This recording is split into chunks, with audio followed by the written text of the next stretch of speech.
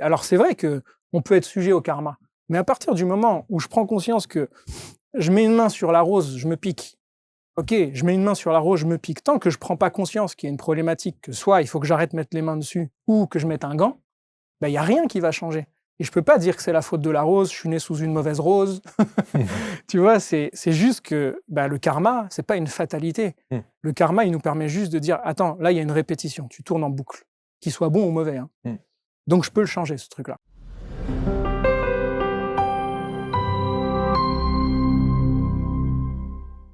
Merci d'être avec nous et bienvenue pour cette nouvelle rencontre sur ABC Talk. Je suis ravi d'accueillir Johan Rock. Comment vous ne connaissez pas Johan, nom de Zeus? Vous allez savoir de quoi on parle dans un instant. Johan, salut, bonjour, bienvenue. Salut Marc, merci de nous recevoir ici. Et ravi de t'accueillir.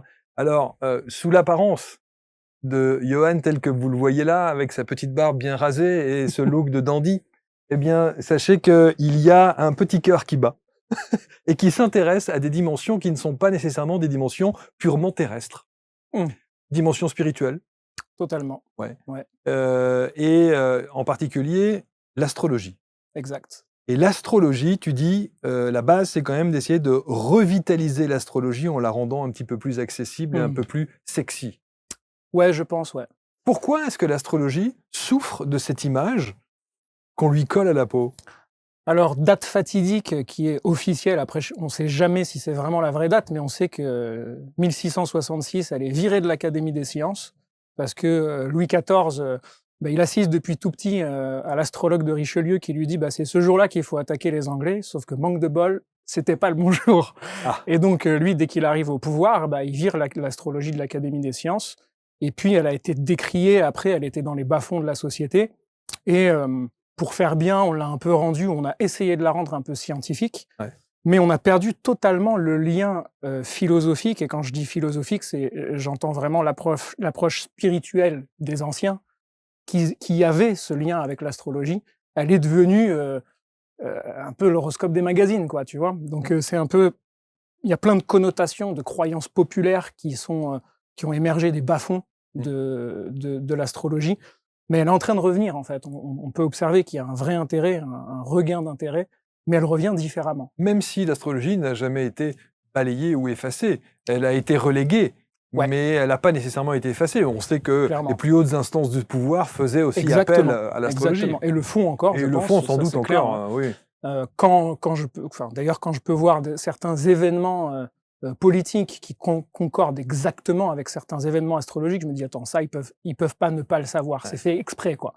Donc pour moi c'est choisi. Je pense qu'ils savent exactement, et ça s'explique vibratoirement, énergétiquement. On pourra peut-être en reparler, mais effectivement, je pense pas que elle a disparu. Au contraire, je pense qu'elle a maturé, elle a mûri. Et je pense qu'elle est prête à revenir, mais totalement réadaptée à une nouvelle conscience qui est notre conscience actuelle, en fait. Et je pense qu'elle peut nous aider, quoi. Astrologie ne veut pas dire horoscope ? Pas du tout. Et réciproquement ? Exactement.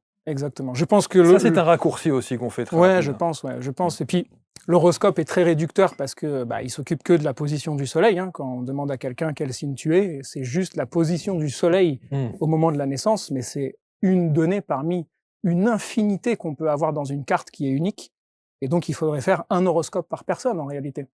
Donc ça ne marche pas, l'horoscope, c'est pas de l'astrologie en fait. Alors comment un gaillard comme toi, et je pèse mes mots et vous allez comprendre pourquoi, avec, je sais pas si on l'a vu sur la table, mais il y a une ceinture noire de quelque chose qui fait qu'il vaut mieux avoir Johan comme pote que comme rival. On va voir ça dans un instant. Comment est-ce que tu tombes dans le chaudron magique de l'astrologie? Qu'est-ce qui t'a fasciné dans cet univers? Vraiment depuis tout petit, j'étais fasciné par tout ce qui était ésotérisme, sciences occultes, etc. Et le zodiaque me fascinait. Dès que je voyais un zodiaque, il y avait un truc qui s'allumait en moi. Évidemment, je te le dis aujourd'hui avec le recul, à l'époque, j'avais pas forcément conscience de ce qui se passait en moi, mais je sentais un lien fort avec ça. Mais à chaque fois que je lisais un horoscope, puisque moi, en tant qu'ado, enfant, préadulte, le seul accès que j'avais à l'astrologie, c'était les horoscopes, comme tout le monde. Quel signe tu es ? Balance. Mais bon, c'est très réduit par rapport à l'ensemble de la carte, on pourra en parler. Bien sûr. Et toi d'ailleurs ? Cancer. Ok. Cancer. Alors on m'a dit, cancer, ascendant Donc vierge. les cancers, justement, aujourd'hui, non je rigole. Non, mais j'étais vraiment fasciné par tout ce qui avait une approche d'une dimension métaphysique, donc dans son sens étymologique, au-delà de la matière, de ce qui allait au-delà de ce que mes sens me montraient. Mais tu aurais pu choisir, parce que dans ce secteur-là, dans cette Ouais. dimension-là, il y a des tas clair. d'autres chemins clair. à prendre. C'est Pourquoi celui de l'astrologie? C'est clair que, alors, à chaque fois que je tombais même sur un livre, c'était les livres classiques vous avez le soleil dans telle maison, voilà ce que va être votre vie. Vous avez telle planète dans tel signe, voilà ce que sera votre vie. Et je refermais direct parce que ça me parlait pas. Je me disais, attends, j'ai un appel vers l'astrologie, pourtant, la seule chose qu'on me sert, c'est un truc que je rejette. Donc il y a un problème, c'est que j'avais pas encore trouvé la façon dont je voulais la pratiquer, jusqu'au jour où j'ai rencontré mon premier enseignant. Et je revenais d'un très long voyage d'1 an à La Réunion. Et puis, en revenant, j'ai un de mes meilleurs potes qui me dit: «Écoute, Yohan, j'ai rencontré un gars à Paris, c'est un astrologue, il faut absolument que tu ailles le voir, hein, c'est fascinant la façon dont il le fait». Et là, ce petit appel, je me dis: «OK, on y va». Et le gars, en 2 minutes, il mettait le doigt sur les problématiques de vie que j'avais depuis je ne sais pas combien de temps. Et en ressortant de là, j'avais trouvé la façon dont je voulais pratiquer l'astrologie et j'avais enfin ouvert toute la dimension qui est un monument de connaissances, de culture, de sagesse, de philosophie, de façon de percevoir la vie. Parce que c'est tout ça, l'astrologie. C'est tout ça, ouais, c'est tout ça. Et ça, on le sait pas forcément, mais c'est en lien avec des vrais héritages qu'on a de notre culture occidentale, hein, avec lesquels on s'est totalement déconnecté, que sont l'alchimie, la tradition hermétique, donc qui est vraiment la sagesse des anciens, avec la Kabbale. On a tout ça qui est interconnecté. Et on a bien appelé l'astrologie la mère de toutes les sciences. Mais pas les sciences, les maths, etc. Quoique si, en fait, dans le système astrologique, on a toutes les géométries sacrées qu'on puisse trouver, par calcul avec les signes, le sceau de Salomon, etc. On le retrouve avec les signes, on peut vraiment le tracer, ça. Donc je pense qu'elle a été à la base d'une expérimentation et d'une mise en place philosophique de notre système dans la matière. Ça nous a permis de penser la vie, quoi. Alors aujourd'hui, et pour ouvrir la parenthèse qu'on va refermer très vite, il y a beaucoup de scientifiques, dits des zététiques, donc qui sont des scientifiques ultra cartésiens, qui vont tirer à boulet rouge sur l'astrologie. Et qui vont d'ailleurs, si vous allez sur Internet et vous regardez les différentes objections entre la science et les... Clairement. Et une des premières qui consiste à dire, mais déjà rien que considérer 12 signes, c'est absurde, il y en a 13. On a eu droit à toutes ces objections-là. Comment est-ce que tu réagis, toi, par rapport à ça? Je pense que c'est vraiment on marche sur des œufs, hein, dans ce genre de sujet-là. Et je pense qu'il y a une méconnaissance de base, c'est-à-dire que l'astrologie, déjà, il y a une méconnaissance de base du zodiaque qu'on utilise. Le zodiaque qu'on utilise, les astrologues, n'est pas le zodiaque des constellations que les astronomes utilisent. Et donc déjà là, on a une grosse différence. Nous, le zodiaque qu'on utilise, c'est un zodiaque énergétique qui suit le rythme des saisons. Vibratoire. Vibratoire. C'est pour ça que tu l'as appelé l'astrologie vibratoire. Et c'est aussi cette façon-là que mon enseignant me l'a transmise. Alors, je ne dis pas qu'il n'y en a pas qui n'utilisent pas les constellations, ça c'est l'astrologie de l'Inde qui l'utilise, mais le référentiel, c'est les 12 constellations ou les 12 signes. On a 3 modes vibratoires, 3 mois par saison si tu veux, 4 éléments, 3 x 4, 12. Ouais, c'est ça. Tu vois, c'est l'observation de la nature. Et ça veut pas dire que c'est faux. C'est une manière, une manière de l'approcher. Il y a des astrologues qui utilisent le 13e signe. Oui, c'est ça. Moi, je pense qu'il n'y a pas de vérité quand on parle de métaphysique. Il y a, à partir du moment où j'établis mon outil, il devient vrai pour moi. Et donc, je peux utiliser cet outil pour faire mon travail, en fait. Donc, il n'y a pas de querelle à avoir. Est-ce que ça veut dire qu'entre deux méthodes d'appréhension d'astrologie sur un même sujet, il peut y avoir 2 résultats différents? Exactement. Ah ouais, par exemple, si tu prends... c'est pas la même. Il peut y avoir 2 résultats différents. En fait, si tu prends, par exemple, l'astrologie occidentale, nous, vu qu'on utilise un système de zodiaque vibratoire, on va dire t'es tel signe, tel ascendant. Tu vas en Inde, qui utilise le même nom des signes, eux, ils se réfèrent aux constellations. Donc aujourd'hui, tout est décalé, allez, je synthétise, à peu près d'un cran. Donc en fait, c'est pas du tout les mêmes signes et les mêmes ascendants. Ah ouais. Donc ça joue beaucoup quand même. Ça joue exactement. Moi, je vais te dire, j'ai une tasse devant moi, elle a une anse rose. Tu vas me dire, non, c'est faux. Moi, j'ai une tasse devant moi, il y a écrit ABC Talks dessus. Et sauf que, on va commencer à se quereller, alors qu'en fait, si tu viens de mon côté, tu vas observer ça de cette tasse et moi de ça. Donc en fait, quel que soit le système que tu utilises, vu qu'il est métaphysique, on accède à une facette de la vérité. Pas à la vérité ultime, à une facette. Et ça, je pense qu'il faut avoir l'humilité justement de se dire je ne vais te faire une lecture que d'une facette de la vérité de l'être. Ça veut dire, oui, mais alors quand il y a des décisions qui sont à prendre au travers De l'astrologie. Si ce que tu préconises Hmm. n'est pas la bonne approche, Ok. c'est chaud. Alors du coup, ce qui est fascinant, c'est que moi j'ai eu un enseignant, j'ai eu 2 enseignants d'astrologie qu'on appelle tropicale, donc l'astrologie occidentale, un enseignant d'astrologie védique qui n'utilise pas du tout les mêmes systèmes. Ils passent par là, ils arrivent aux mêmes conclusions. Et ça, c'est bluffant, quoi. Ok. Ouais. Donc si, il y a quand même, je pense que Oui, il y a une armature, enfin, il y a, une, Ouais. il y a un ancrage. Je pense qu'il y a quelque chose qui nous dépasse parce qu'on est traversé par des choses qui nous dépassent. Et quand vraiment l'astrologue a fait un travail sur son état d'être, et je pense que c'est au cœur du sujet de l'astrologie, il est traversé par quelque chose qui va lui faire percevoir ce qu'il y a à percevoir. Donc que tu utilises un marteau rouge ou un marteau bleu ou un gros marteau ou un petit marteau, le résultat, c'est qu'on arrive à la même structure en fait. Et c'est ça qui est fascinant en fait. Tu rencontres donc cette personne Ouais. Qui va changer ta vie parce qu'effectivement, il va te faire comprendre que, voilà. Qu'est-ce que tu faisais avant de rencontrer cette personne-là? Avant de rencontrer cette personne-là, j'ai commencé le judo à 6 ans, 6-7 ans à peu près. Et très vite, j'ai été mordu par la compétition. Et donc là, s'entame un long chemin dans les arènes du haut niveau pendant à peu près 15 ans. Jusqu'à viser les JO. Jusqu'à viser les JO, d'être aux portes de l'équipe de France. Et puis arriver aux portes de l'équipe de France l'année où, ça y est, le Grand Palais allait s'ouvrir parce que les résultats étaient au rendez-vous. Je me fais Ça une casse. rupture du ligament croisé. Et là, ça a été le foudroiement des esprits. On appelle ça dans le chamanisme le foudroiement des esprits. Et donc, il y a eu une quête olympique qui était autre, en fait, à partir de là. Ouais. Joli.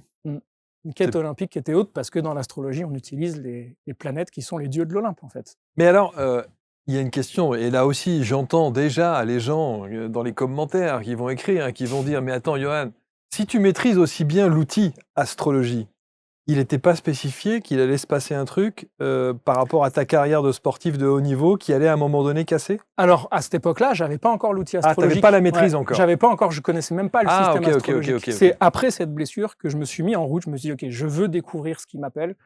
Et c'est là où, 3 ans après, j'ai rencontré cet enseignant, ce premier enseignant. D'accord. Après, il y a eu une autre blessure. Oui, effectivement. Il n'y avait pas écrit tu vas te blesser. Non, sinon, bien sûr. Mais souvent, on voit une cassure, on voit. Tu vois une vague d'énergie, Exactement. tu vois quelque chose qui se passe. Oui. Mais alors, il y en a qui font de la prédiction avec ça. Moi, je ne suis pas du tout pour cette méthode. Mm. Je suis plutôt pour dire voilà, il y a telle vague d'énergie qui arrive dans ta vie. Tu es libre de choisir comment tu veux la surfer, cette vague. Et elle est là la différence entre figer quelqu'un dans un potentiel et donc une prédiction, ou lui proposer une prévision de l'énergie qui est dans sa vie à ce moment-là, et c'est elle, avec son libre arbitre et sa souveraineté, qui va choisir de maîtriser, de diriger cette énergie comme ça, ou de la subir, ou de la mettre dans une autre direction, en fait. Un astrologue n'est pas un voyant. Non, je pense pas. Je pense qu'il y en a qui utilisent l'outil pour pratiquer leur voyance, mais moi, j'aurais même tendance à ne pas vouloir aller là-dedans, quoi. Parce que ce qu'on voit parfois, là on rentre dans des domaines plus subtils, il n'y a rien qui me dit si c'est pas du bas astral que je capte ou si c'est pas autre chose, tu vois. Donc, Mais tu as cette faculté ? c'est une vraie question que je me pose parce que je vois qu'en séance, il y a des choses qui se passent où parfois, il y a la technique astrologique et puis il y a des moments où je vois que je dis quelque chose parce que je suis inspiré par une pensée ou par quelque chose qui m'appelle, qui repose pas sur la technique directe. Et je le dis et on est dans le juste. Et donc, ça montre bien que... Et je vois bien que ça vient pas de moi directement. J'aurais jamais pu trouver tout ça seul. Donc, l'outil fait son travail. Et je pense qu'il y a des énergies qui passent à travers l'approche symbolique qui nous guide, qui nous oriente. Mais ça demande de travailler l'état d'être. Bien sûr. Et c'est ce que tu fais ? Et je pense que les arts martiaux m'ont énormément préparé à pouvoir pratiquer de cette façon-là, en tout cas. Ouais, je suis convaincu que dans le sport de haut niveau, il doit y avoir une approche spirituelle comme ça. Et puis je suis convaincu, et je suis convaincu que dans le mental et l'approche, le soutien des sportifs de haut niveau, les préparateurs et choses comme ça, il y a une dimension spirituelle. Il y a quelque chose de très profond, même si on ne se le dit pas vraiment mot pour mot comme ça, on n'évoque pas forcément l'aspect spirituel. Exact. Mais je le vois, tu vois, moi à l'époque où j'y étais, il y avait de la prépa mentale. C'était tout nouveau ces sujets-là en fait. Mais aujourd'hui, tu regardes Teddy Riner, C'est des Riner, ouais. il médite, il fait de la sophro, tu vois, il est suivi, il a Oui, il a des coachs de partout. voilà, c'est ça et puis il y a cette dimension maintenant, on s'ouvre à tout ça et c'est que le début, hein. Je pense que et ça astrologiquement, on peut le voir que c'est que le début. Alors donc, vous l'aurez compris, sportif de haut niveau, blessure, évidemment, fin de la carrière et des espoirs. Des espoirs en 2 mots ou désespoir? Alors, bizarrement, pas de désespoir en un mot, à ce moment-là. Au contraire, c'était hyper libérateur. Parce que moi, la seule chose que je connaissais de la vie, de mes 5 ans jusqu'à mes 20 ans, au moment où je me C'est blesse, la compète. c'était la compète, les arènes, guerrier, la performance, et cetera. Donc c'est la seule chose. Je vivais judo, je mangeais judo, je faisais tout judo, tout le temps. Et donc quand je me suis blessé, c'est comme si j'avais ma porte de sortie, en fait. Je me suis dit: «OK, bon, bah, là, maintenant, je fais le choix. J'ai une rupture du croisé, j'ai 19 ans, à peine 20 ans. Tous mes entraîneurs, ils ont enchaîné les ruptures du ligament croisé après dans leur vie. Ils ont 50 ans, ils arrivent plus à se mettre à genoux. Mmh. Moi, c'est pas la vie que je veux, quoi».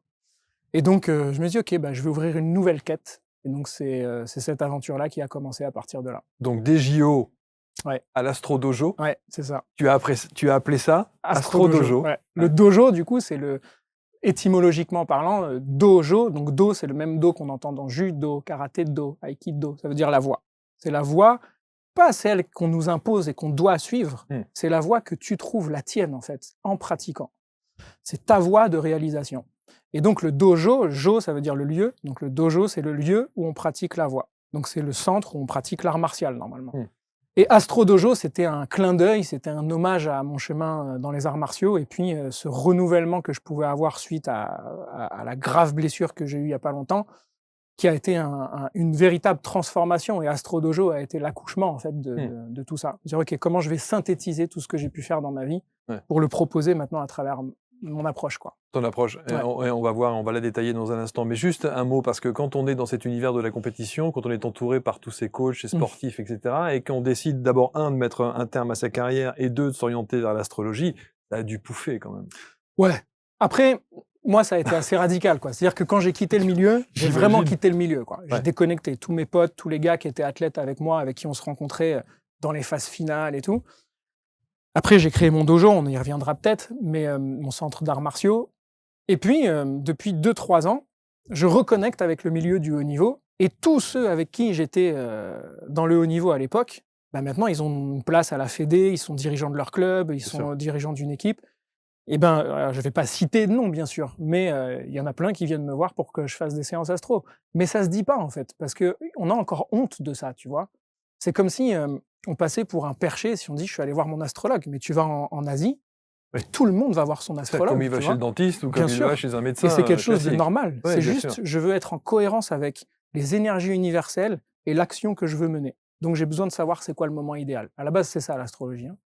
Donc ouais, il y a une vraie dimension, genre faut pas le dire, quoi, tu vois? Je le fais, mais bon, on n'en parle pas trop. Bon, aujourd'hui, tu assumes, Ouais. puisque effectivement tu t'installes même ici pour le dire, le crier haut et fort Ouais. à qui veut l'entendre. À qui t'adresses-tu? À qui je m'adresse? Je pense aux personnes qui sont en véritable cheminement intérieur d'une véritable quête spirituelle. Et là, pareil, j'aime entendre le mot au sens étymologique. La quête spirituelle, c'est le questionnement sur la nature véritable de l'esprit, c'est-à-dire de qui je suis vraiment, au-delà de ma personnalité, de mes apparences. Et donc, du coup, tu l'auras compris, l'astrologie, c'est pas bon, bah, je vais voir l'astrologue, il va me dire ce qui va se passer la semaine prochaine dans ma vie, et puis j'ai rien à faire. Ouais. La posture de base, elle est assez martiale quand même, hein. Donc martial, c'est Mars, le dieu de la guerre et de l'action. C'est-à-dire, bah, si je veux changer les choses dans ma vie, il va falloir que je commence par changer des choses dans ma vie. Aussi basique que ça. Et donc l'astrologie va m'aider à prendre conscience de mon potentiel, de me reconnecter à ce que je sais déjà, en fait. Il n'y a pas de surprise en général, hein, quand je reçois des gens. La lumière, elle se rallume parce que, waouh, ça me reconnecte à ce que j'ai toujours su à l'intérieur de moi. Et donc, l'approche de cette lecture d'âme, en fait, parce que c'est de ça dont il s'agit, elle ne fait que confirmer et donner confiance à la personne de « vas-y, t'es venu sur cette terre pour ça, pour nous offrir ça, donc vas-y ». Et donc, ça la rallume, quoi. C'est presque une sorte de coaching par les astres. Ouais, je pense. Il y a quelque chose comme ça parfois, ouais. Il y a vraiment quelque chose de cet ordre-là, à la différence près que le coaching, c'est le cocher, donc c'est celui qui va diriger les chevaux. Les chevaux, c'est l'ego, en fait. Donc, je fais une claire et nette différence entre le développement personnel et la connaissance de soi. Et je pense que c'est bien et c'est bon, à mon sens, d'avoir déjà une connaissance de soi très claire avant de faire du développement personnel. Sinon, je me mets à développer une personnalité qui n'est pas du tout en lien avec qui je suis vraiment. Qu'est-ce que la connaissance de soi au travers de l'astrologie t'a permise comparativement à la connaissance de soi au travers de ta première vie de sportif de haut niveau? Waouh! Ah, merci pour la question.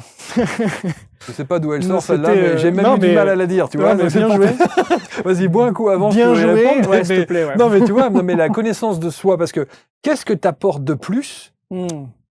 l'astrologie Hmm. que ce que ne t'a apporté le sport de haut niveau?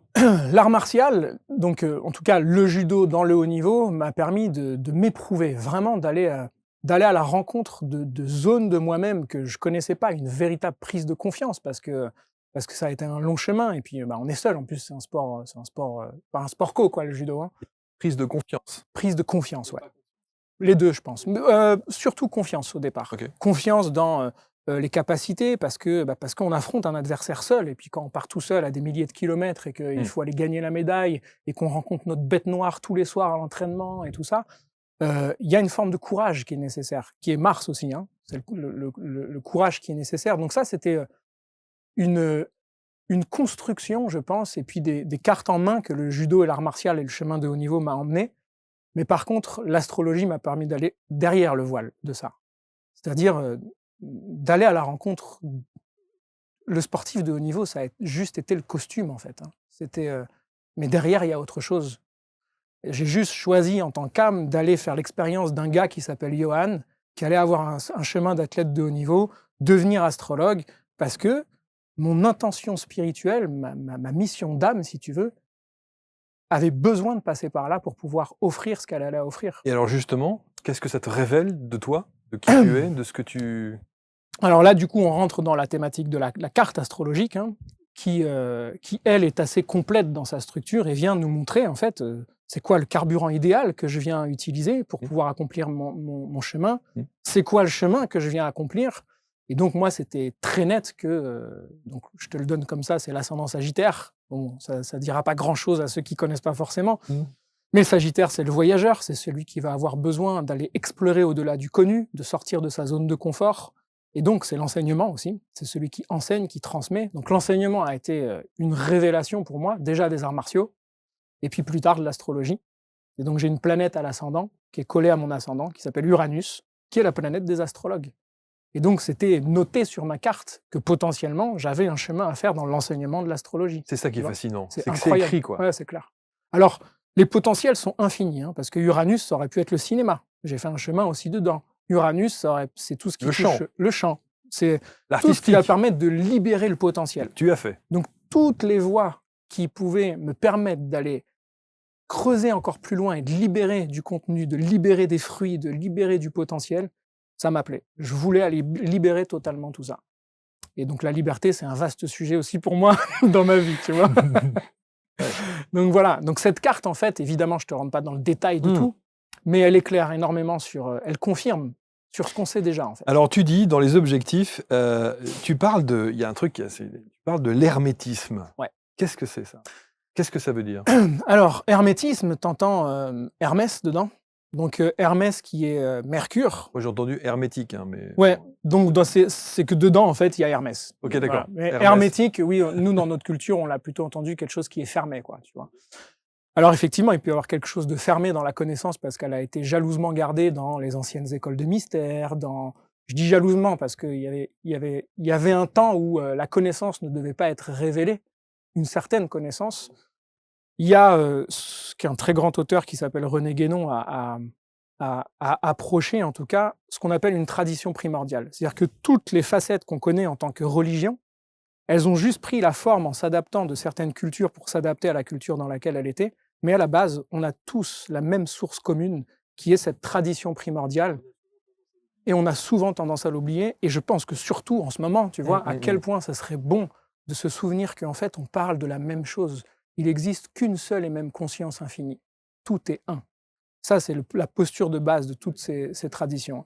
Et donc l'hermétisme est un monument de connaissances regroupant l'astrologie, l'alchimie, la kabbale, etc. Et donc voilà, donc la tradition hermétique regroupe toutes ces approches qui allaient permettre ce que les anciens appelaient l'art royal, c'est-à-dire d'accéder à la véritable nature de l'être, en fait. Ce n'est pas la personnalité, le soi, si tu veux. C'était à ça qu'on l'initier, passer par là. Voilà. Alors, et tu en parles beaucoup de l'hermétisme, hein, comme on dit, et tu dis il faut faire le lien entre l'astrologie et son application vibratoire dans le corps à travers une méthode initiatique complète. Ouais. C'est une méthode que tu inities? C'est une méthode, en tout cas, qu'on m'a transmise, l'astrologie Ouais. vibratoire, et j'ai voulu l'adapter à l'approche martiale, concrète, qui va dans l'efficacité pour changer les choses concrètement dans la vie. Alors, juste entre l'astrologie, on va dire, est-ce qu'on peut dire qu'il y a une astrologie dite classique et une astrologie vibratoire? Est-ce qu'il y a une différence entre les deux ou pas? Il y en a une aujourd'hui, mais à la base, elle n'existait pas, cette différence. L'astrologie, c'est tout à la fois. C'est Tu sais, ça. aujourd'hui, on entend beaucoup astrologie karmique, astrologie humaniste, astrologie... il y en a plein, quoi. Mais à la base, Mais il y a l'astrologie. Bien sûr, mais c'est clair. Déjà, l'astrologie, elle n'est pas en odeur de sainteté par rapport clair. à la crédibilité carrément. machin, mais en plus de ça, il y a des sous-familles de Ouais. l'astrologie. Ouais. Donc Mais parce qu'aujourd'hui, ça fait bien, si tu veux, de se définir à travers quelque chose. Regarde, je le fais moi aussi. Mais je signifie astrologie vibratoire pour démarquer qu'il ne s'agit pas de l'approche psychologique qu'on a eue les 30 dernières années ou les 50 dernières années, où l'astrologie, même si c'est génial comme outil, n'a servi que à décrire des profils psychologiques. Il y a bien des psychologues qui l'utilisaient et qui l'utilisent encore aujourd'hui. L'astrologie, elle est karmique. L'astrologie, elle est humaniste de toute façon. Donc il y a tout ça. Après, on peut se spécialiser dans quelque chose. Mais l'aspect vibratoire, pour moi, il est une clé parce que on sort de notre déresponsabilisation face à la vie. Parce qu'en général, on se dit, bah attends, s'il y a tel astre qui passe dans ma vie à tel moment, bon bah j'ai rien à faire, ou alors si j'agis comme ça, c'est pas de ma faute. Souvent, j'entends, ah moi je suis comme ça, je suis horrible avec les autres et tout parce que j'ai Mars en Scorpion. Non, mon gars, t'es comme ça parce que tu choisis de l'être. Mars en Scorpion, c'est comme si je te donnais un couteau dans la main. Maintenant, ce couteau, t'es libre de tuer des gens avec ou de sculpter une œuvre d'art magnifique avec. Donc, c'est toi qui es responsable de ce que tu fais, de ce que le ciel t'a donné. Et c'est en ça que c'est vibratoire. Le couteau, il dégage son propre champ de perception, que nous, on projette dessus. Libre à nous de dire ce qu'on va faire. Mais par contre, je ne peux pas me ranger derrière l'excuse de « c'est parce que je suis né avec un couteau dans la main que je tue les gens avec », tu vois. Donc le côté « c'était écrit, je n'y peux rien », voilà, c'est ça. C'est pas audible. Pour moi, c'est pas... en tout cas, s'il y a pas de conscience qui est mise dessus, et il n'y a pas de culpabilité, s'il n'y a pas une approche consciente dedans, on risque de subir certaines impulsions, en fait. Mais dès qu'on met de la conscience, du coup, je me dis « waouh, j'avais jamais fait gaffe que j'avais un couteau dans la main, en fait. Qu'est-ce que je choisis d'en faire ?» Et à partir du moment où on se met à utiliser notre potentiel, il y a un truc magique qui se passe, c'est que tout se remet en ordre dans notre vie. Et ça, c'est fantastique, en fait. Et cette carte-là, qui est le thème astrologique, qui est une carte vibratoire, finalement, qui est que de l'énergie, elle agit sur deux modes. C'est-à-dire que l'énergie, de toute façon, elle a besoin de s'exprimer de la personne. Soit la personne s'applique à être ce qu'elle n'est pas, c'est-à-dire à être totalement conditionnée par soit une culture, une société, un système, et on est tous conditionnés par une matrice dans laquelle on arrive. C'est normal, on est tous sujets à ça. Mais si je ne fais pas ce travail de conscience de retrouver ma véritable nature, je vais me mettre à vibrer ce que je ne suis pas, et donc là, cette carte, elle agit sous un mode qu'on appelle l'entropie. Elle produit de la destruction autour d'elle. Donc c'est le chaos à l'intérieur, donc forcément c'est le chaos à l'extérieur. Et dès que je me mets à vibrer selon ma véritable nature, il y a tout qui se remet en ordre à l'intérieur, et donc à l'extérieur, pouf, des bonnes rencontres au bon moment, pouf, et c'est magique, et ça, je peux le vérifier à chaque fois, quoi. Quand une personne vient en séance, et quelques semaines après, elle me dit « Waouh, il s'est passé ça, ça, ça », le défi, c'est de maintenir l'état d'être. Et en général, c'est là où n'importe quelle thérapeutique ne suffit pas si, concrètement, dans la vie si moi je suis le patient, par exemple, ou le consultant, si je ne change pas littéralement des choses et que j'effectue pas un travail pour changer mes schémas, ça va durer 2 mois, tu vois. Mais il faut un ancrage qui permet un véritable changement. Est-ce que ça veut dire que ton job, c'est de faire prendre conscience ? En tout cas, de raconter une histoire d'âme qui permet à la personne, ou pas, d'éveiller sa conscience, en tout cas. Je pense que l'outil astrologique sert à ça, d'éveiller la conscience. Et de nous rappeler que on est des êtres responsables de notre potentiel. Et on est venu offrir des dons et des talents, en fait. Tout le monde. Tout le monde. C'est ça qui est parfois difficilement audible aujourd'hui. Hein. Ouais. Dans des situations compliquées, inextricables parfois, où on se dit... Alors, la phrase qui consiste à dire ouais, j'ai pas un bon karma. Bah pareil. Pareil. Alors c'est vrai que on peut être sujet au karma, mais à partir du moment où je prends conscience que je mets une main sur la rose, je me pique. Ok, je mets une main sur la rose, je me pique. Tant que je prends pas conscience qu'il y a une problématique, que soit il faut que j'arrête de mettre les mains dessus, ou que je mette un gant, il y a rien qui va changer. Et je peux pas dire que c'est la faute de la rose, je suis né sous une mauvaise rose. Tu vois, c'est juste que le karma, c'est pas une fatalité. Le karma, il nous permet juste de dire, attends, là, il y a une répétition, tu tournes en boucle, qu'il soit bon ou mauvais. Hein. Donc, je peux le changer, ce truc-là. Donc, ça veut dire que si on devait comparer ton travail, en tout cas l'approche que tu as sur la base d'un thème astral, tu travailles sur une base de thème astral, exact, c'est ça? Ouais. Bon, donc tu as une lecture différente de d'autres astrologues qui fonctionneront d'une autre manière. Oui, parce qu'on a tous une approche différente. Moi, sincèrement, je n'ai pas arrêté de le dire à mon enseignant pendant des années, à quel point j'étais en gratitude de cette approche qu'il m'avait enseignée, parce que je voyais à quel point elle avait un impact majeur dans la vie des gens. Et des personnes venaient souvent me voir, par exemple, en me disant, alors il y avait de super astrologues, hein, ça, je ne dis pas qu'il n'y en a pas, il y a plein de super astrologues, hein, mais il y en a qui font des dégâts aussi. Hein. Il y a des personnes qui venaient me voir en me disant, moi, je viens vous voir, j'ai un peu peur parce qu'on m'a dit qu'à 25 ans, j'allais mourir, ou que, tu vois, prédiction qui vient figer, qui vient bloquer le potentiel, en fait. Et donc là, après, faut réparer le truc. Et quand tu te retrouves face à une situation comme celle-là, notamment aussi, tu peux voir sur un thème astral, il peut y avoir une finitude comme ça? Alors, on peut voir qu'il y a il y a un rendez-vous majeur à 25 ans, par exemple, mais ce rendez-vous majeur, imaginons, je te prends la planète Pluton.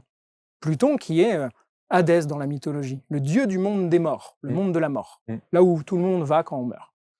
Si Pluton passe, imaginons, sur le soleil de la personne, bon, il faut le faire parce que c'est une fois tous les 264 ans, hein, donc pas tout le monde a au cours de sa vie Pluton qui passe sur la position natale du soleil de la personne. C'est ce qu'on appelle les transits planétaires. Si on sait qu'à 40 ans, la personne, il y a Pluton à peu près qui va passer là, il y en a plein qui vont faire une prédiction, elle va mourir ici, puisque c'est Pluton. Mais ça se trouve, c'est une mort symbolique. Oui, ça peut être la fin de quelque chose. C'est la fin de quelque chose, tu vois. Il y a plein de potentiel illimité. Moi, ce qui m'intéresse, c'est d'aller connecter au potentiel le plus lumineux de la personne, pour qu'elle aille réaliser ce qu'il y a de plus beau à travers ça. Et ça évite ces trucs de « Oh là là, le mois prochain, j'ai Saturne qui est au carré de mon ascendant, laisse tomber, je vais vivre une catastrophe. » Ou « Mercure est rétrograde, ça va être terrible. » C'est ta croyance, donc c'est ce qui va se passer, en fait. Hein. Tu vois. Alors évidemment, tu penses bien que quand on est avec un Johan Rock en plateau, qui est un spécialiste de l'astrologie vibratoire, on a envie de se projeter un peu. Bon, est-ce qu'on est dans cette... D'abord, à l'heure où on enregistre, il y a les JO qui arrivent dans un mois. Ouais. On est bien ou on n'est pas bien? Par rapport à quoi? Je sais pas, moi, déjà en judo, on est bien ou on n'est pas bien? En judo, je pense que ça promet. En judo. On est bien. Ouais, ça promet en judo. Il va refaire un... il est là encore c'est ces derniers JO, là, je suppose. Je pense, quand même. Ouais, il va finir en beauté. À mon avis, c'est le patron, il sera jamais détrôné, ce gars-là. C'est le taulier. Hein. Quand on avait commencé tout à l'heure avec les hautes instances politiques, on sait qu'il y a effectivement des chefs d'État qui consultent avec des astrologues. On est obligé de se projeter en se disant, tiens, est-ce que toi, tu as regardé un peu cette conjoncture planétaire pour savoir ce qui allait se passer avec ce climat international qui est si anxiogène? Ouais, c'est chaud. Astrologiquement, c'est chaud. On voit clairement. Ça se voit, clairement. On voit des planètes qui rentrent en tension. Donc ça, c'est ce qu'on appelle les aspects. Si tu veux, les planètes forment des angles entre elles. Et celles qui sont lentes, par exemple, dès qu'il y a une planète comme Mars qui rentre dans un angle un peu confrontant, on se dit là, faut faire gaffe quand même. Et c'est là où il faut faire attention, parce que c'est pas parce qu'il y a des planètes qui rentrent en tension que nous, on va vivre des dégâts, en fait.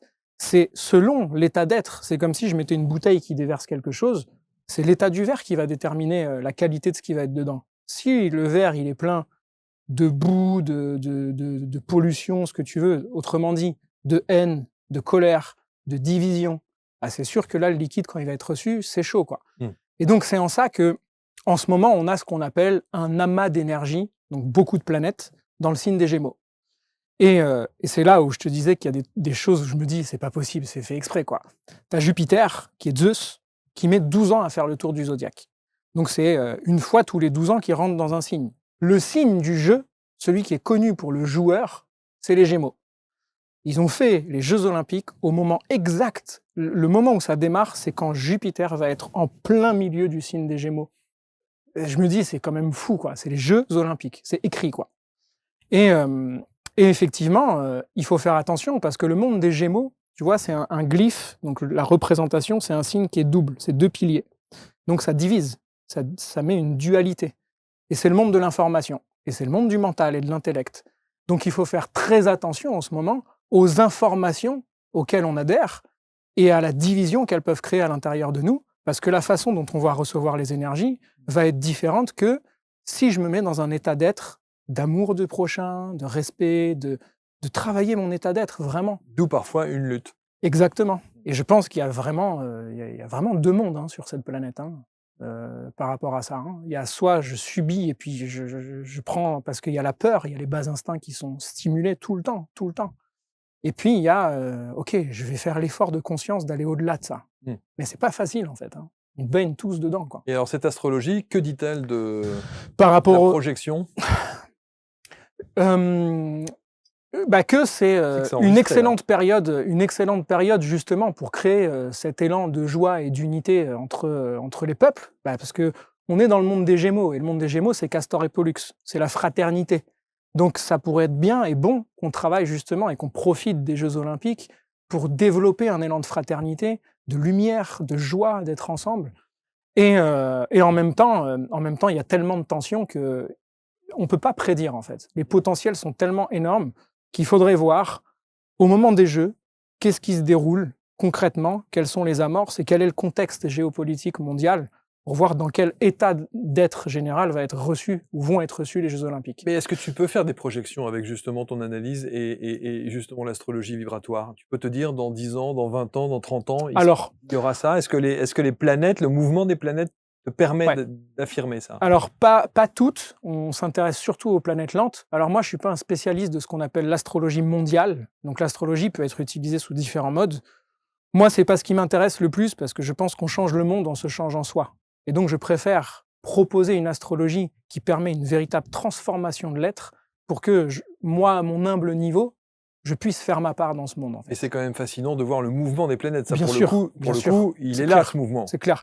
L'exemple majeur du moment, et qui va faire couler beaucoup d'encre et qui a déjà fait couler beaucoup d'encre, c'est Pluton, justement. Pluton, c'est la dernière planète visible à l'œil nu aujourd'hui. Donc, elle met 246 ans à faire le tour, donc elle reste à peu près 20 ans dans un signe. C'est ce qu'on appelle une planète transgénérationnelle.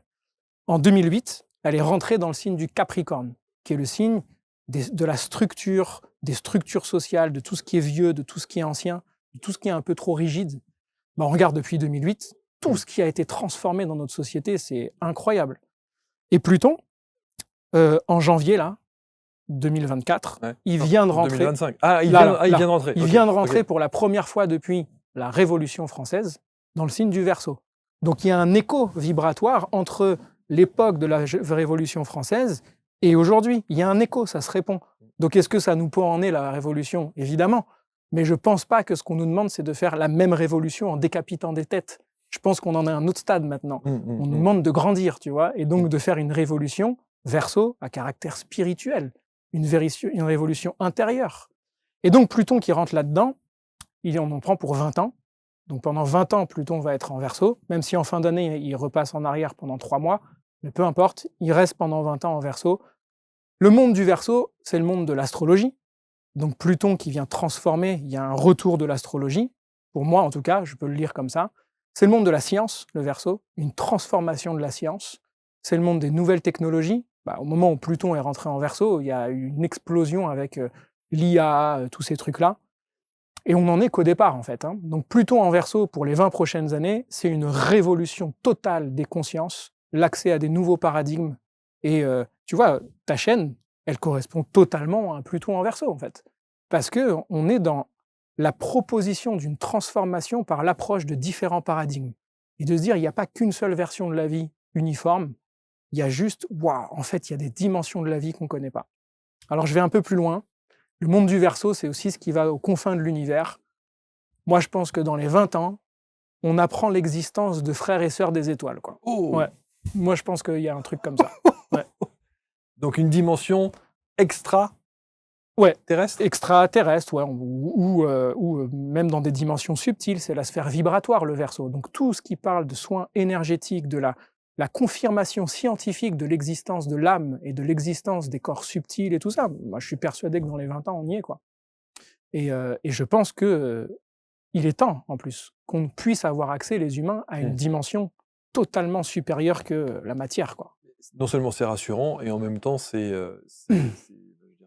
beau. Ouais, bien sûr. Que de se dire ça. Bien sûr, bien sûr. Tu sais, je pense que c'est ça qui est beau aussi dans le signe du Verseau, c'est que ça monte, d'ailleurs on voit dans son glyphe, c'est comme des petites ondes de forme, c'est vibratoire.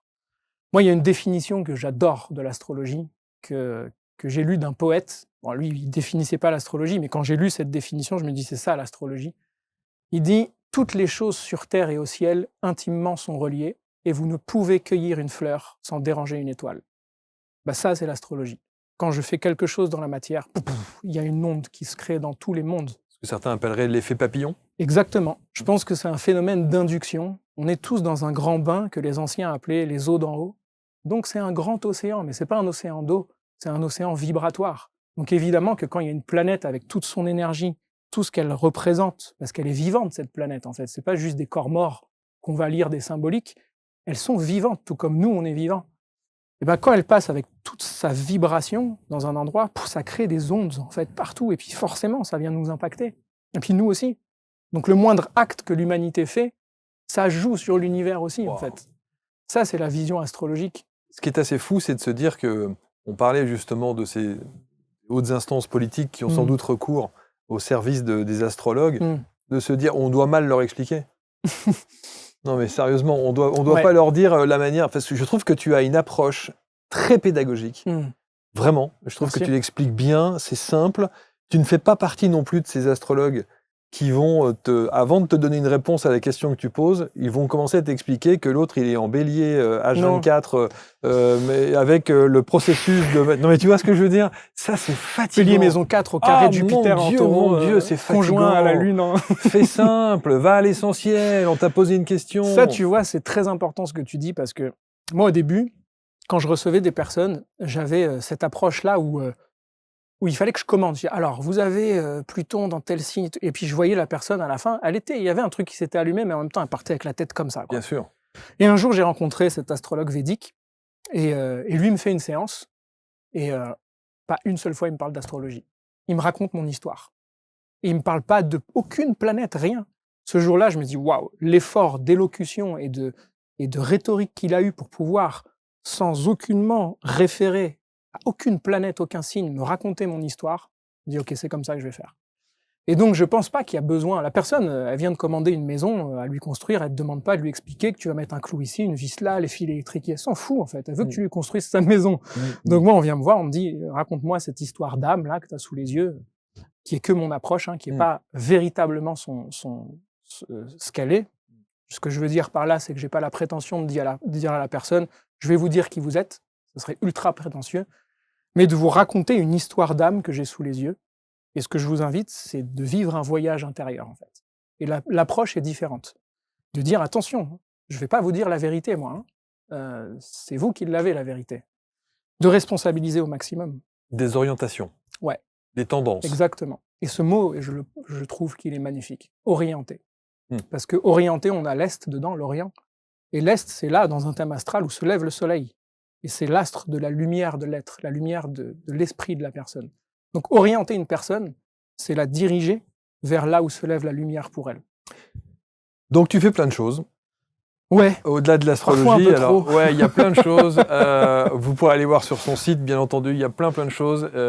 Tu peux nous décrire. Alors il y a toutes les thématiques, évidemment, les relations amoureuses. J'imagine. Est-ce que c'est le premier truc sur lequel on te consulte? Non, en général, c'est le thème natal. Le thème natal, oui, c'est ça. C'est vraiment la base. Oui, c'est ça. Ouais.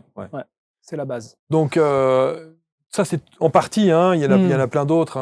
Ouais. Ici, les mémoires cellulaires, le thème natal, bien évidemment, les immersions, l'astrologie alchimique, la révolution solaire, etc. etc. Ouais. Ça, ce sont tous les angles de ton approche? Tout, et encore, je te dis ça parce que en Occident, on a créé beaucoup d'outils.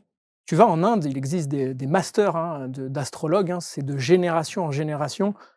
Et tu as des techniques à n'en plus finir, des approches à n'en plus finir. Moi, au bout d'un moment, je me suis dit: «OK, stop, je vais garder la simplicité pour faire le job, parce que sinon, on part dans tellement de trucs». Et puis, au risque de dénaturer aussi, Exactement, le produit, si exactement. je puis dire. Donc, ce qui m'intéresse, c'est de pouvoir répondre aux différents besoins des personnes, et donc les différentes séances que je propose permettent justement de pouvoir le faire. Tu vois, celle sur les mémoires cellulaires, par exemple, c'est celle que je préfère, je crois, à part le thème natal, parce que c'est le vrai voyage, celui-là. Les mémoires cellulaires, en fait, la personne, elle est allongée, et puis je vais la placer en état de conscience modifié, qui est proche d'un état d'hypnose, en fait. Seulement, moi, j'ai sa carte sous les yeux.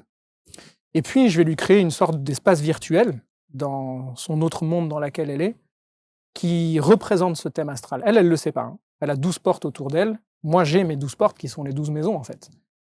Et je suis bluffé à chaque fois parce que je lui fais faire une sorte de voyage où elle va ouvrir des portes, sauf que ce qu'elle trouve derrière, c'est exactement ce que j'ai décrit sur le thème, quoi. Et ça, je suis bluffé à chaque fois, au point même que quand une personne vit, par exemple, j'en avais une comme ça, elle était rentrée dans une maison, enfin dans une porte où moi, il y avait une planète qui parle de la nature, de la forêt.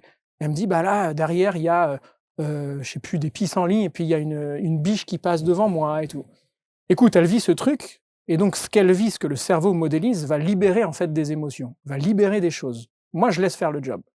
3 jours après, elle me dit: «Écoute, c'était incroyable, je me suis baladé dans la nature avec un ami, il y avait des pissenlits, il y a une biche qui est passée devant moi». Tu vois, c'est que des trucs comme ça, en fait. Et donc ça, c'est bluffant, parce qu'on se dit: «Attends, il y a un truc qui va au-delà de ce qu'on peut expliquer». Donc je cherche pas à l'expliquer. T'accueilles. J'accueille, ouais, j'accueille. Donc, mémoire cellulaire, le thème natal. Le thème natal, c'est la base, vraiment, parce que la personne, c'est sa structure, en fait, c'est sa signature d'âme, c'est sa signature énergétique. Donc le thème natal, je peux aller nulle part ailleurs sans passer par là. C'est la même chose que le thème astral? Ouais, le thème natal, c'est le thème astrologique de naissance. Ouais, c'est ça, ok. Voilà. Ouais. Et donc après, toutes les autres, c'est des dérivés. Quand la personne a besoin d'un suivi plus personnalisé, elle va pouvoir l'avoir. Tout ce qui va parler... bon, après, il y a les stages, évidemment. Il y a l'approche karmique, parce que c'est sûr qu'en une séance, d'aller visiter tous les potentiels possibles, c'est une chose. Mais alors quand après, il faut aller dénouer les nœuds, papa, maman, l'histoire familiale, etc., bon, là, il faut un autre truc, parce qu'en une séance, sinon la tête, elle est comme ça, quoi. Ouais, bien sûr. Donc ça, c'est les mémoires cellulaires, la conscience des ombres. Donc il y a vraiment plusieurs choses comme ça. Il y avait une anecdote magnifique, c'était une dame qui venait dans mon dojo d'arts martiaux, qui, elle, en séance suivie, justement, elle allait accoucher par césarienne. Et elle vient me voir en me disant: j'ai le choix entre 5 dates, il faut que je choisisse la meilleure. Moi, pression, quoi, tu vois, je me dis: attends, là, ça va trop loin, c'est un positionnement qui me fait trop peur. J'appelle mon enseignant, c'était tout au début. Et puis il me dit: t'inquiète pas, on va le faire ensemble, et puis on va regarder. Donc lui, il imprime la carte, donc je demande les coordonnées à la dame, de ses grands-parents, ses parents, les siens, son mari, et il regarde la correspondance énergétique qu'il y a par rapport au signe dans toute cette famille. Et il y en a une. Il y a une lignée vibratoire, en fait, énergétique. Et il dit, si on fait le choix dans tout ça, il y a 2 jours qui correspondent à ça, et 2 heures, c'est ce jour-là, ce jour-là. Moi, ça me facilite le travail déjà. C'est clair. J'arrive devant la dame, et puis je lui explique comment j'ai fait le choix et tout ça. Et puis on arrive sur le choix final. Je lui dis: donc tu vois, il y a soit celui-là ou soit celui-là. Et au moment où je montre celui-là, il y a son ventre qui commence à faire bou bou bou bou. Oh, magnifique. Et là, on avait, franchement, on était émus tous les deux, quoi. Et là, on se dit: ok, donc c'est celui-là. Oh, c'est extraordinaire. Et ça, c'était fou. Tu vois, c'est en ça que je te dis qu'on n'est pas tout seul, quoi. L'astrologue, il n'est pas tout seul. Et je dis l'astrologue, n'importe quel thérapeute qui se relie à une sphère sacrée, on n'est plus tout seul. Il y a toutes les sphères du sacré qui sont avec nous. D'où l'importance de travailler cet état d'être. Et comment tu le travailles, cet état d'être, toi? Les arts martiaux m'ont beaucoup aidé. Bon, après ma blessure catastrophique, ça a été difficile, parce que ça a mis un terme à ma vie de pratiquant d'arts martiaux. yang, c'est-à-dire l'aspect fight, quoi. Par contre, il me restait une dimension fantastique qui est la quintessence des arts martiaux, c'est les arts martiaux internes, donc le tai chi, le qigong, toutes ces pratiques où on va chercher l'harmonie du mouvement et puis la conscience de chaque mouvement. Et m'est venue l'idée justement d'adapter le qigong, donc les mouvements thérapeutiques, aux énergies du ciel. Et donc, selon le jour, selon l'heure, je regarde la carte, ok, c'est tel qigong que je vais faire maintenant. Et comme c'est en harmonie avec le ciel, du coup, j'harmonise mon physique avec la dimension qu'on a actuellement. Je me mets en accord avec le ciel, quoi, si tu veux. Et donc ça, c'est le qigong qui permet de le faire. Avant chaque séance, après chaque séance, tout le temps en train de faire du qigong. C'est super. Ouais. C'est une prière en mouvement, si tu veux. Ouais, c'est ça, ouais. Et d'autres choses, qu'est-ce que tu fais d'autre? J'ai mon dojo d'arts martiaux, du coup. Tu médites aussi? Médite beaucoup, la méditation. De toute façon, il y a eu un avant, un après à partir du moment où mon enseignant, celui qui a été vraiment le plus important, qui a été enseigné par des moines, lui m'a dit, un thème, ça s'analyse pas. Un thème, ça se médite. Et donc, tu te mets en état de réceptivité, et là, tu laisses faire. Donc, de lire un thème astral, c'est déjà une méditation, en fait. Parce que c'est là où il y a des choses plus profondes qui relèvent de l'intuition qui émergent, et pas purement analytiques. Et donc, à côté, j'ai mon dojo d'arts martiaux parce que je tiens à garder ce pilier bien les pieds sur terre, parce que la dimension martiale, elle nous rappelle à la terre tout le temps, là où les astres, ils nous permettent de nous connecter à une dimension plus vaste. Et donc, pour moi, c'est un équilibre, ça. D'avoir la pratique martiale, l'enseignement aussi aux enfants, aux élèves qui viennent dans le dojo, où j'enseigne dans Paris. Mais ça, je réduis au strict minimum pour avoir un maximum de temps pour me consacrer à l'astrologie, aux séances, à l'enseignement, etc.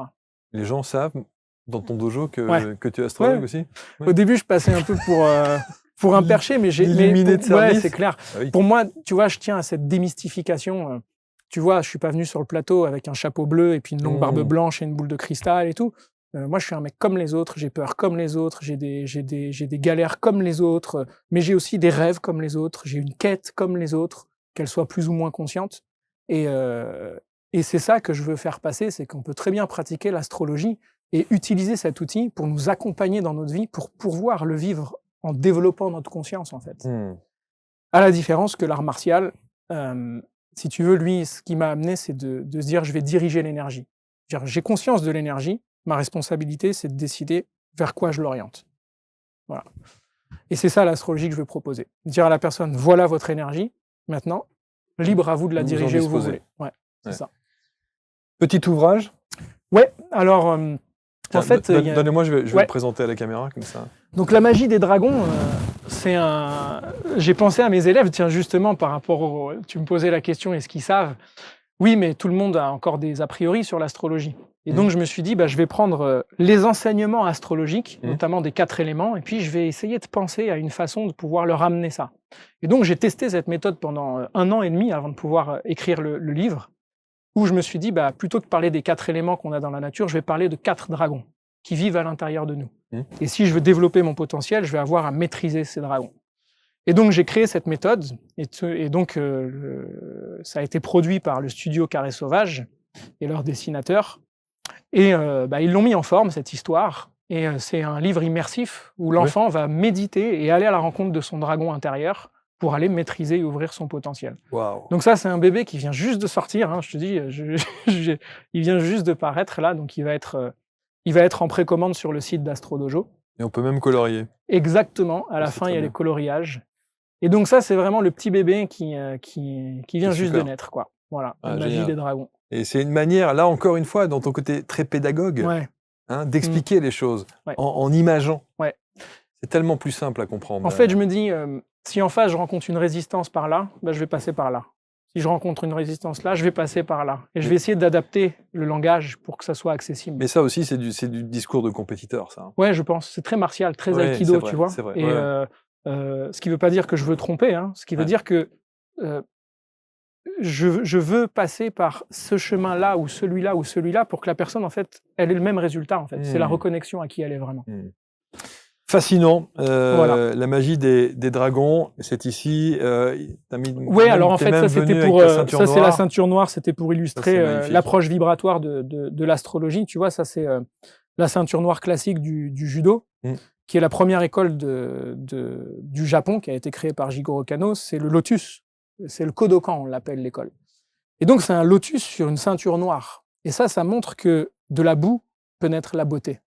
L'astrologie, c'est ça. Il n'y a pas de « je suis né sous une mauvaise étoile », de « mon thème, il est bidon, ma vie va être pourrie ». C'est même de la boue, quelles que soient les choses que tu as vécues. Tu peux faire du beau avec tout ça, en fait. Et donc, c'est ça que je veux atteindre. Et donc, pour terminer, il y a un livre aussi qui sort, mais je n'ai pas l'exemplaire parce qu'on ne l'a pas encore imprimé, qui s'appelle « L'astrologie expliquée à mon petit-fils ». Donc, j'en dis pas plus parce que c'est mystérieux. Et l'astrologie expliquée à mon petit-fils, pareil, c'est vraiment toute la démarche et l'enseignement astrologique que je veux amener le plus accessible possible, qui va être aussi accessible en précommande sur le site. Ça, c'est vraiment, vraiment, vraiment important d'avoir cette dimension pédagogique, et parce que autant c'est un outil formidable dont on peut se servir quand on est bien accompagné et que l'enseignant, en tout cas la personne, le sachant, est capable de nous informer, autant ça peut tout de suite être une usine à gaz. C'est clair. Où on se retrouve face à un truc qui est incompréhensible, voilà, et on repart même plus perturbé qu'avant d'arriver, tu vois. Carrément, parce que si c'est les astres qui ont dit ça, comment je vais faire, quoi, tu vois. Non, pour moi, il y a une vraie dimension de rassurer, d'y mettre de l'humour aussi, tu vois. On a le droit de rire de tout ça. C'est pas parce qu'on parle de spiritualité qu'on doit être, tu vois, comme ça, quoi. Donc, pour moi, ça me semble important. Et puis, de rentrer dans une dimension sacrée, c'est pas n'importe quoi. On va parler de ton âme, quoi. Et c'est pour ça, d'ailleurs, que je refuse de regarder le thème astrologique de quelqu'un qui me l'a pas demandé. Souvent, on me l'a fait, ça. Hein. Tiens, tu peux regarder vite fait le thème de mon pote ou non. C'est de l'ingérence. Ouais, c'est ça. Il faut que ça ait été demandé par la personne Exactement. en question. Moi, j'y tiens, en tout cas. Il y a juste une image, là. C'est une carte de tarot. Ouais. Le tarot de Marseille, pareil, c'est un des monuments qui est connecté aussi à l'astrologie.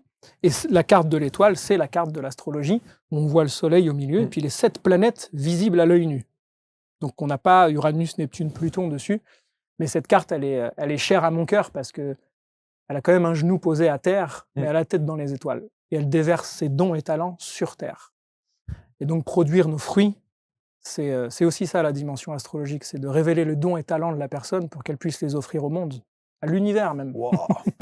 L'astrologue initiatique, expert des arts martiaux, passionné surtout, parce que ça s'entend. Ouais. Hein. C'est la passion qui te fait avancer sur ce chemin. Moi, j'étais très très content de voir effectivement de quelle manière tu as abordé cette thématique de l'astrologie vibratoire.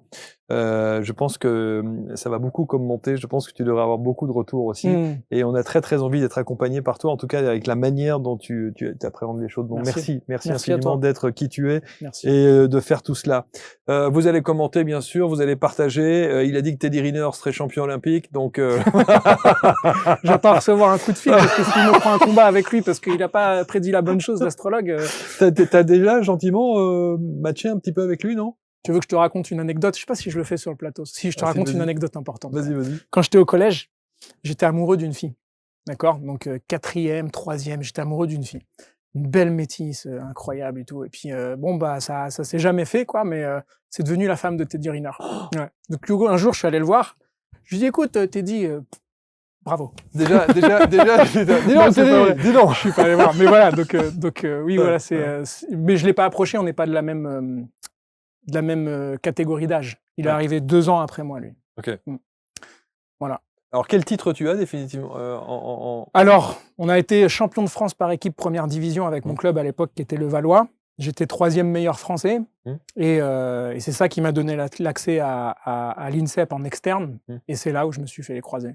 Ouais, donc toutes les grosses compétitions internationales, t'as pas pu les faire? J'en ai fait, si, les gros tournois internationaux, le tournoi de Strasbourg qui était un tournoi européen où j'avais fini premier français, donc 3e sur le podium mais premier français, donc ça m'avait ramené beaucoup de points. Et puis toutes les grosses compètes, Paris-Kyoto, c'est des compétitions qui sont très valorisées au niveau international.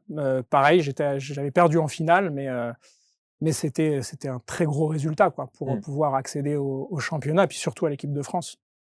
Mais la blessure libératrice est arrivée. C'est clair. Merci infiniment, Johan. Merci pour tout ce Avec que tu plaisir. fais. Merci beaucoup. C'était passionnant. Vous commentez, vous partagez. On se retrouve très vite pour une prochaine rencontre. Salut.